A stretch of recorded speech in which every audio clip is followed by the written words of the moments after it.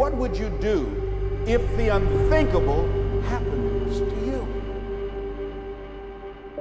What would you do if you had an accident, or you lost your job, or you were laid off, or you became ill? How would you provide for yourself?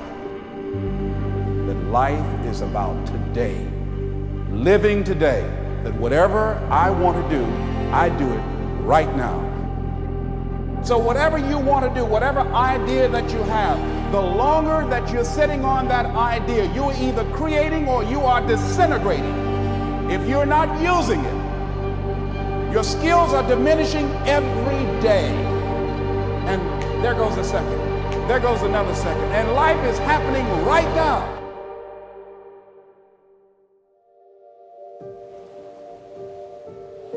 Well, maybe you're leaving out the meaning of life. That's what it looks like to me. It's like, here you are, suffering away. What makes it worthwhile? Rights? It's almost impossible to describe how bad an idea that is. Responsibility. That's what gives life meaning. It's like lift a load. Then you can tolerate yourself, right? Because look at, you're useless, easily hurt, easily killed. Why should you have any self-respect? That's the story of the fall. Pick something up and carry it. Make it heavy enough so that you can think, yeah, well, useless as I am, at least I could move that from there to there. I made this person by diving into the insecurities that life gave me. Because now they're yours. They're yours to own. If you're not smart, call yourself dumb. It's okay, because you are. But take that not as you putting yourself down. If you're fat, call yourself fat. I used to be 300 pounds. We want to talk so soft to ourselves. We're looking for that recovery day. And that recovery day is everything in your life. Everything in your life is a recovery day. We're looking for it. It's not coming. It's not coming. Everybody wants to get to a place.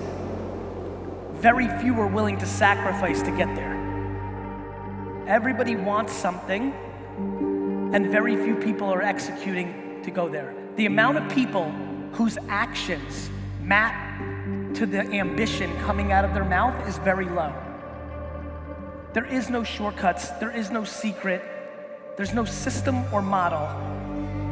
Self-care is saying, I want to be responsible for my future, meaning I want to give my body, give my mind, give myself what I need so that I'm playing the long game.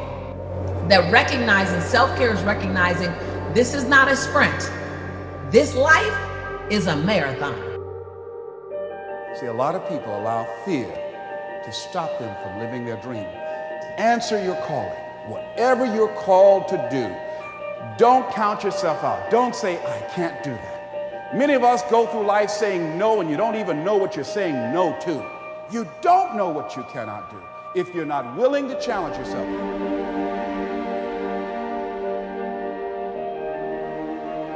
Daily. So trust, self-love is the soil in which you plant future contribution seeds in.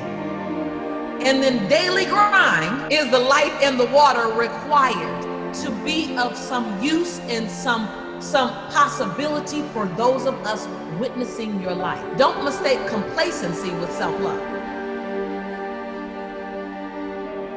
Self-love says, I'm whole and complete and enough with where I start, but hold me accountable to where I'm going. And I don't like using the word easy, but I'm gonna say it. It has never been easier to make $100,000 a year because of this. The problem is everybody thinks you have to make $1 billion, and the problem is nobody has humility to live a $100,000 lifestyle. I think we have to change the conversation in our society. Not in Southeast Asia, not in America. 7 billion people need to change the conversation of what success looks like. It is not to make $1 billion. It is to actually wake up in the morning and be in a good mood. What's your highest value?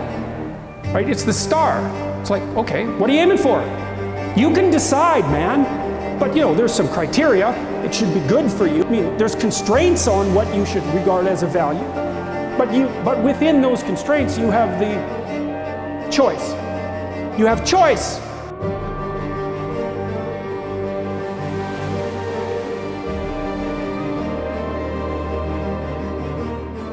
care how you perceive David Goggins, because through my journey, I figured out the one piece I was missing. I thought it was cars. I thought it was women. I thought it was everything. The one piece I was missing was me having the courage to face myself. Awareness plus action equals transformation. Please don't skip that plus action part, because action is the antidote for despair. John Bias says. Action is the antidote. Anything that's not working in your life, you have to be in some form of action. Actually thought about your life in a 50-year window or an 80-year window, you would slow down. Everybody wants to succeed so fast because they want to prove something to somebody else.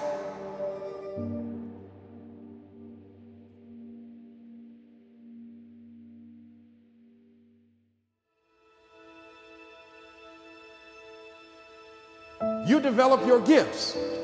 Your gifts will take you places that you'll never begin to imagine. Life is suffering. Right. Indisputable. What do you do about that? You voluntarily accept it and then strive to overcome the suffering that's a consequence of that. Whenever hardness comes, and you don't know what it is, it may be different for you than it is for me, but you go back to your insecurities. And then when you go back to your insecurities, you then look for comfort within those insecurities. Man, let me just tell you, if my life just belonged to me and I knew it to be so, I wouldn't have done half the things I've done. With all the discomfort it brought me, all the Pyrrhic victories, all the time lost, I have had to surrender the chill time, the bubble bath time, the time that I've surrendered so that my life could be of contribution. Man, your life doesn't belong to you. Your life belongs to those people who are going to cross your path. The major key to your taking charge of your destiny is you. It's you.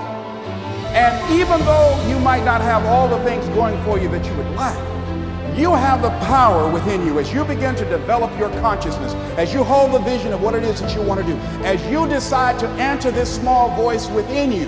Because as you respond to this voice that's telling you you ought to do this, the way will come, ideas will come to you. You will begin to attract things you need and things that you don't even know that you need right now. We look for our wife or our husband. We look for comfort. It's in those moments you must retrain your mind to think differently in health. You have one job in your life for you, to make what you think about life true. You want to be right about the life you see. So you're going to work hard to produce the life that you talk about in your mind.